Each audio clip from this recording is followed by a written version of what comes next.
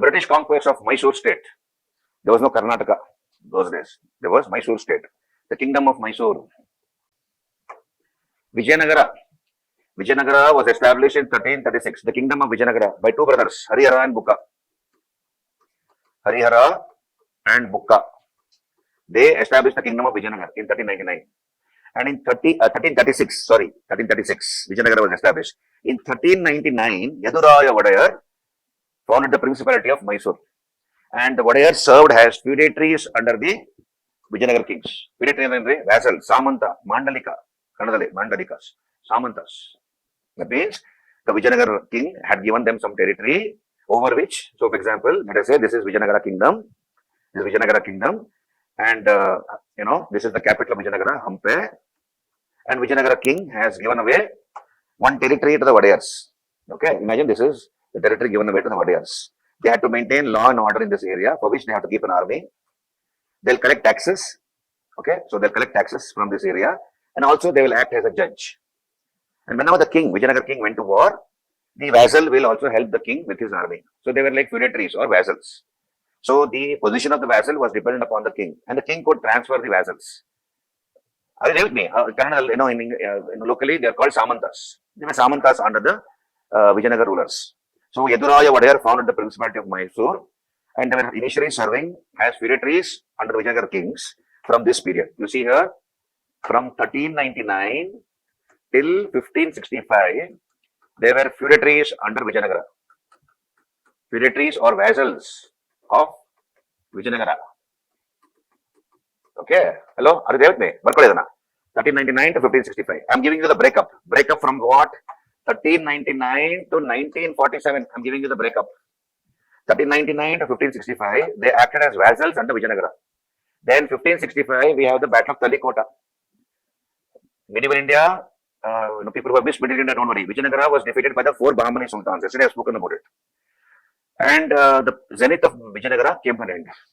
Sadashivaraya, along with two of his ministers, the brothers of Ramaraya, they ran away to Penukonda. So, 1565, when Vijayanagara was defeated in the Talikota battle by the Bahmani sultans, the Wodeyars proclaimed themselves independent. Till then, they were under the Vijayanagara kings. So, from 1565 till 1761, they ruled as independent rulers. They ruled as independent rulers. Did you understand? 1565 to 1761. 1761, Hyder Ali comes to power. Father of Tipu Sultan. He snatched the power from the Wodeyars. There was a Wodeyar king called Krishnaraja Wodeyar II or Chikka Krishnaraja Wodeyar. Yes, Chikka Kutirula. But also, Yadane Krishnaraja Wodeyar. Immadi Krishnaraja Wodeyar. Also called Chikka Krishnaraja Wodeyar. He snatched the power from his hands, and after Hyder Ali, his son also began to rule Mysore. So, Hyder and Tipu ruled till 1799. 1761 to 1799, we have the rule of Hyder Ali and Tipu Sultan. Rule of Hyder Ali and Tipu Sultan. In 1799, Tipu was killed in the fourth Anglo-Mysore war. Hello? Yeah? 1799, Tipu lost his life.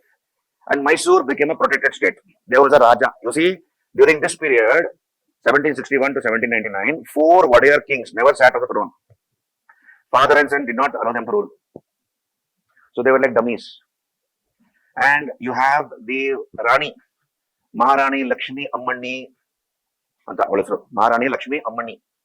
See, these Wodeyars used to marry always from Gujarat, Rajasthan. Hello. Wodeyars, they used to bring their brides from Gujarat, Rajasthan. Local they were of the royal family, no? They will marry into Rajput families. Even now, the present fellow, Kantara Yaduvir, he has married a girl from a royal family from, I think, Rajasthan. Marwar, ಆಯ್ತಾ ಇಲ್ಲಿ ಬಂದು ಕರ್ಕೊಂಡ್ಬಂದು local names ಕೊಡೋದು ಪುಟ್ಟಮ್ಮ ಪೊನ್ನಮ್ಮ ಕುಪ್ಪಮ್ಮ ಅಂತ ಚಿಕ್ಕಮ್ಮ ಆಯ್ತಾ local ನೇಮ್ಗಳು ಹಳ್ಳಿ ಹೆಸರುಗಳು ಅದನ್ನ ನೋಡೋರ್ಗೆ ಓ ಇವಳು ಲೋಕಲ್ ಕನ್ನಡಿಗ ಅಂತ ಹೆಸರು but actually they are from Gujarat and Rajasthan so Maharani Lakshmi Ammani, she was in secret touch with Lord Cornwallis. People were seeing Hyder Ali and Tipu as usurpers. Usurpers, they have snatched away the throne from the Wodeyars. You see, Wodeyars are ruling from 1399. In 1761, Hyder has taken away powers from the Wodeyars. And then after Hyder died, Tipu became Sultan. He called himself a Sultan. So the people of Mysore many of them, they were loyal to the Wodeyars and they saw Hyder and Tipu as usurpers. Okay, so she was in touch with Cornwallis secretly and she was telling the British, please help us to get back our kingdom. These fellows, father and son, have taken it away from us. They've been ruling from 1399 and Cornwallis had assured the Maharani, don't worry Rani, we are there. We will do our best to replace Tipu and remove him. Once Tipu was killed, you have a young boy, a scion of the royal family, descendant of the royal family. He was a 5-year-old boy, Krishnaraja Wodeyar III. I'll write in short, KRW3. Krishnaraja Wodeyar III. He was made to sign the subsidiary treaty. What is subsidiary treaty? I'll tell you later. Subsidiary treaty. And Mysore became a protected state. Mysore became a protected state. So take down from 1799, 1799, you have Krishnaraja Wodeyar III. Krishnaraja Wodeyar III, who signed the subsidiary treaty. And how old was he? What was his age? He was a 5-year-old boy, 5 years old. So to help him run the administration, there was a minister who was appointed. His name was Diwan Purnaya. He had served as the finance minister under Tipu. Diwan Purnaya was appointed as the regent, representative to help run the administration. Okay. So from 1799 till 1811, we have the rule, the indirect rule of Krishnaraja Wodeyar III. And who acted as regent? Diwan Purnaya. Am I able to follow? You are able to follow me? I'll just make some space. Then,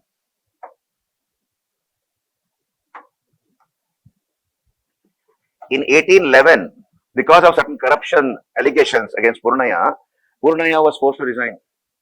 There were corruption allegations against him. So he tendered his resignation. And in 1811, we have the direct rule of Krishnaraja Wodeyar III. Now he had become an adult. From a boy of 5 years, he had grown up to be an adult. Okay, so 1811 to 1831, direct rule of Krishnaraja Wodeyar III.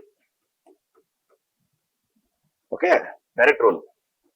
Now, this once, what is the meaning of subsidiary treaty?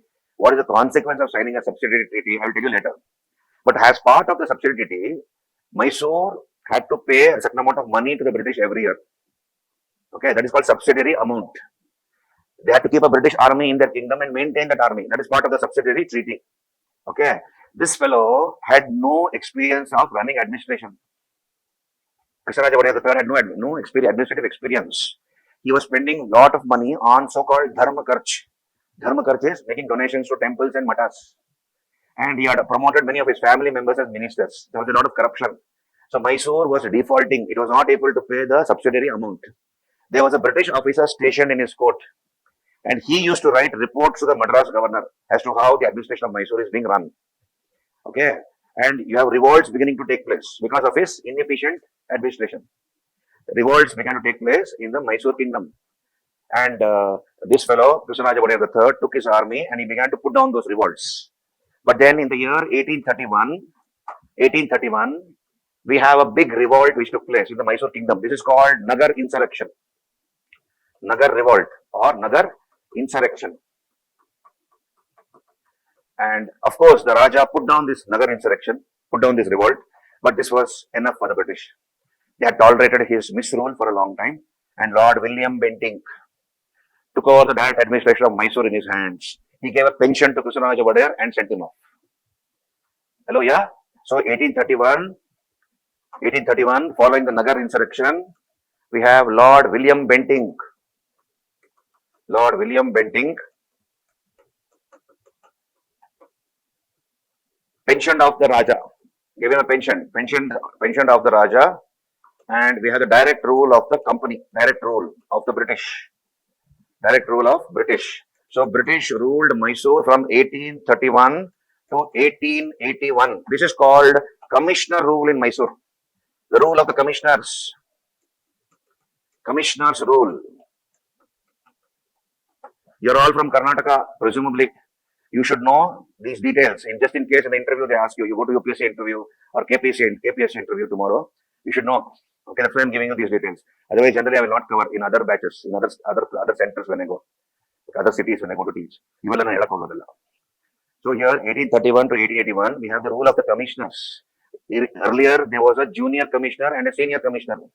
Then they introduced only one commissioner. And that is a time when we have very popular commissioners who gave very good administration to Mysore. Among the popular commissioners are Leuven Bentham Bowring. Bowring Hospital is named after him. Mark Cubbon Park is named after him. So, Leuven Bentham Bowring, popular commissioner.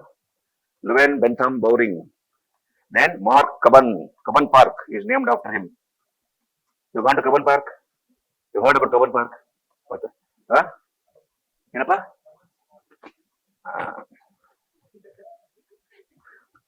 ನೀವು ಅದನ್ನೇ ಹುಡ್ಕೊಂಡು ಹೋದ್ರೆ ಅದೇ ಕಾಣೋದು ನಿಮಗೆ. There are other things also. It is actually a much more bigger park. A lot of areas have been occupied illegally by the government. Some people now they have stopped it. The High Court of Karnataka has youngsters like you people. They go there to spend some time. The early morning, a lot of people come for jogging. Walking for exercise. Okay, for entertainment. Let us not go there. We'll come back here. So Krishnaraja Wodeyar III was given a pension and sent off. Bye Barkotida. Alraya, you're taken away my kingdom. 1831, okay, till 1868. Till 1868, I'll use another color. He used to send delegations to the British government. 1868, 1863, I think. 1863, no. Yeah, 1868. So Krishnaraja Wodeyar III died in 1868. Till then, he was telling the British, please give back my kingdom. And please understand, we have the 1857 revolt. You remember? 1857 revolt took place, Sepoy Mutiny. After the Sepoy Mutiny was put down by the British and the British Parliament took over the direct administration of India, we have something called the Queen's Proclamation. When you come to modern India, we'll talk about it. We have something called the Queen's Proclamation. Under this so-called Queen's Proclamation, the British abandoned the policy of annexing princely states. They gave up the policy of conquering the Indian Rajas. So, taking that into consideration, Krishnaraja Wodeyar III began to put pressure on the British government. You have said that you will not annex princely states. You have annexed my state. Give back my state.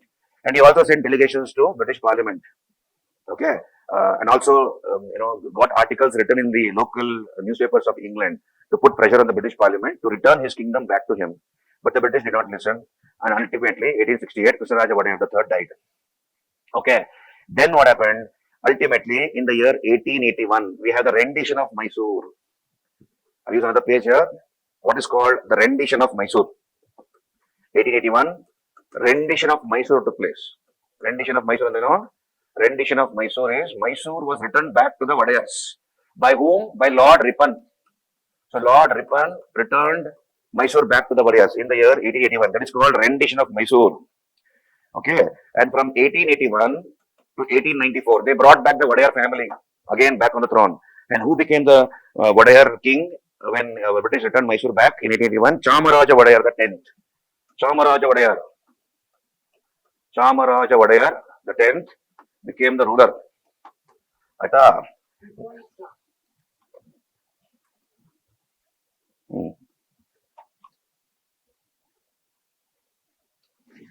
Now look here.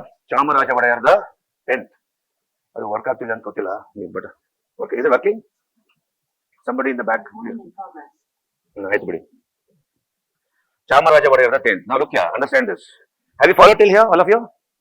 When Chamaraja Wodeyar the 10th was the king, we have the visit of Swami Vivekananda to Mysore. Swami Vivekananda. He was a disciple of Sri Ramakrishna Paramahamsa. And Swami Vivekananda wanted to attend the World Parliament of Religions at Chicago. 1893, World Parliament of Religions at Chicago. He had no money with him. So Swami Vivekananda comes to the court of Chamaraja Wodeyar the 10th and he told him, pleaded, Maharaja, please give me some money because I want to represent India and Hinduism. 1893, World Parliament of Religions. Please give me money. I want to go there to America. And Chamaraja Wodeyar the 10th gave him generously money. With that money, he boarded a ship bound for America. So please understand, Swami Vivekananda did not know that only on prior invitation you are supposed to attend that program, that particular conference. He thought anybody can go. So he boarded the ship bound for America. On the ship, while going to America, he met J.R.D. Tata. Jamshedji Yashwantji Tata, who was a great entrepreneur already. He was a big businessman from India, Parsi gentleman. He was also traveling on that same ship to America. And they hit a conversation. They got into a conversation. Swami Vivekananda was in his saffron robes, Beta, and JRD and Swami Vivekananda began to speak on the deck of the ship. And Swami Vivekananda came to know his background, that he was already a pilot, JRD Tata, those days. So he told him, and also a big businessman. So he told him, you should give a lot of importance to science and technology and research for India. So this advice made a deep impression on JRD Tata. Okay, so Vivekananda went there to America, and then of course, rest is history. He became world famous after the World Parliament of Religions when he gave an extempore speech. JRD Tata, after he returned back to India from his American trip, he went to Mysore. He went to Mysore sometime in the early part of the 20th century, 1902. I'll come to that. 1900s he went and he requested for land. Please give me land in your kingdom because I want to start a science and technology research institution. And in this city, Bengaluru, Bangalore, the Wodeyar king, Nalvadi Krishnaraja Wodeyar IV, gave him lands on which was built the Tata Institute, which is now called the Indian Institute of Science.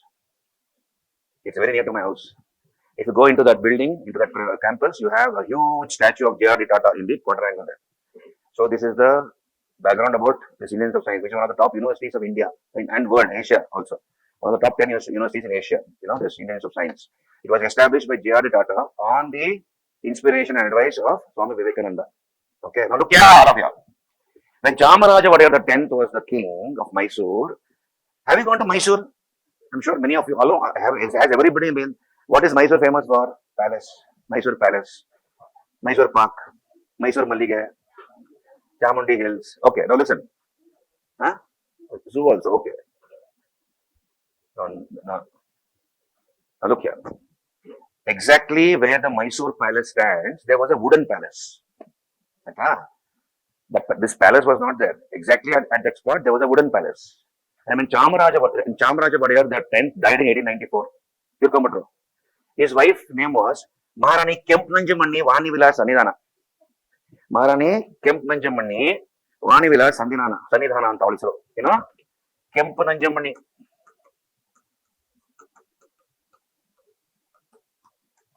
Vani Vilas Sanidhana. Many years back, when I was, when I knew about her name, and my village, ancestral village is very near to Mysore, so I keep going to Mysore whenever, just for the heck of it. Sometimes I've got quite a few friends there. So I wanted to know how Kempu she is. Kempu Nanjamani andre build kirolo, very fair, like a tomato Kempu, red. Kempu is red in Kannada. Kempu Nanjamani. So in the Mysore Palace, you have paintings. So ನೋಡ್ತೀನಿ ನನ್ಕಿಂತ ಸ್ವಲ್ಪ ಜಾಸ್ತಿ colour ಇದೆ ಅಷ್ಟೇ. She was not that very very fair or anything like that. So I did not feel bad. Okay. Anyway, I'm just on the lighter side. This lady Kemp Nanjamanni was the lady who called in experts because this palace had burned down, wooden palace. She called in architects from France, Italy, England, and the local architects, and she ordered the construction of a magnificent palace. And this palace, which stands now, was readied by 1912. It is called Amba Vilasa, one of the most beautiful palaces of India. So if you look at the Mysore Palace, you have those cupolas on the corners, like a dome, small domes are there on the sides, corners. Have you noticed it? They are all water tanks there for the bathrooms and the toilets. Beautifully made. You have Indo-Saracenic art, the best of material, whatever was available during those days, tiles, chandeliers, wood, pure teak wood, rosewood, etc. The best has been used. One of the most beautiful palaces, 1912. We'll come back here. So she was the one responsible for the construction of the Mysore Palace. Maharani Kempananjamani, Vani Vilas Sanidhana. We have a Vani Vilas hospital in Bangalore. It's named after this lady. Kempananjamani, Vani Vilas Sanidhana. Okay. Then we have in 1894 to 1940, Krishnaraja Wodeyar the fourth becomes the king. 1894 to 1940. Who was the king? Krishnaraja Wodeyar the fourth. KRW4, Nalvadi Krishnaraja Wodeyar. And Mahatma Gandhi was the person who called him as Raja Rishi. Raja Rishi. He gave him the title of Raja Rishi. Mahatma Gandhi. MK Gandhi. And whatever developments you see in southern Karnataka, happened during the time of Krishnaraja Vadiyar IV. He was a great king, and we have great divans who functioned under him. You look here, from 1881 to 1947. From 1881, from the time Mysore was given back to the Wodeyars, from 1881 to 1947, Mysore was administered by the divans. Administration was run by the divans. Maharaja was there. Okay, Wodeyar Maharaja was there, but the administration was run by the divans. Okay, till India's independence. And among the divans, the most important, of course, are Sir M. Vishweshwaraya, and Mirza Ismail, Sir Mirza Ismail, Diwan Sheshadri Iyer, etc. They're all very popular divans. Sir M. Vishweshwaraya, Sir Mirza Ismail. So they gave encouragement to agriculture, irrigation, the Wodeyar, Krishnaraja Vadiyar IV, banking, insurance, and then reservation to backward classes, SC, ST, OBCs, Muslims. Okay, cooperative societies, all were established, and then factories, modern industries, including the soap factory, Mysore sandal soap factory, right? Mysore steel, all was established during that time. That's why we have a solid base. And please understand, the Kannambadi Katte, the Krishnaraja Sagara Dam was the brainchild of Tipu. If you do not know this, it was the brainchild of Tipu. It was executed during the time of Krishnaraja Vadiyar IV by Sir M. Vishweshwaraya. Okay, and southern Karnataka, Mysore, Mandya became a green belt. It became a green belt because of that reason. He did not have money to complete the KR Sagar, Krishnaraja Sagar Dam, Krishnaraja Vadiyar. He had spent all the money on the construction of this dam. Okay, then when he ran short of money, he was wondering what to do. Then what he did is, he took all the wealth he had, gold, diamonds, etc., in the treasury. He hired a few wagons, which were trains, which were going to Bombay, and with he hired 4 wagons, four compartments, and with armed guards, he took this immense wealth which was there in the treasury to Bombay. He sold that wealth.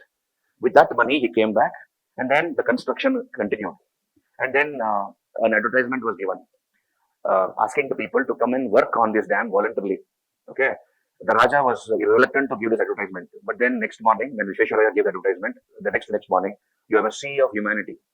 People came, farmers, poor people, they came, and they worked on the remaining portion of the dam, and without taking a penny from the Raja, they completed the construction of this dam, the Krishnaraja Sagar. Okay, and it is said that Krishnaraja Vadiyar had tears in his eyes when he saw so much of love and affection and free labor rendered by the people of southern Karnataka, Mandya, Mysore district.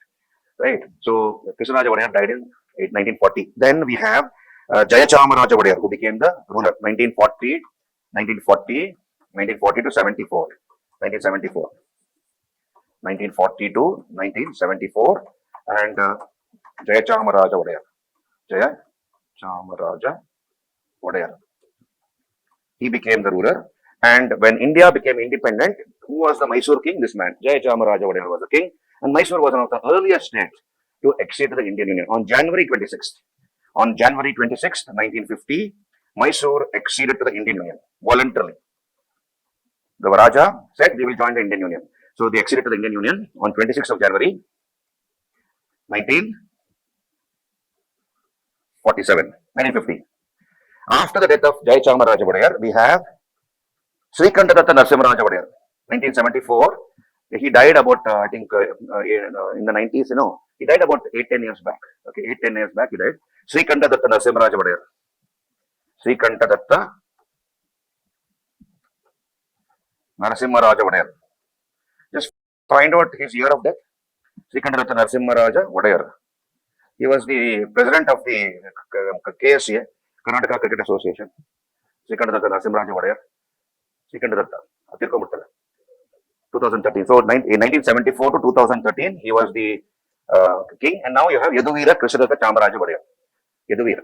Okay, Pramoda Devi was his wife. Srikantadatta Narasimharaja Wodeyar's wife was Pramoda Devi.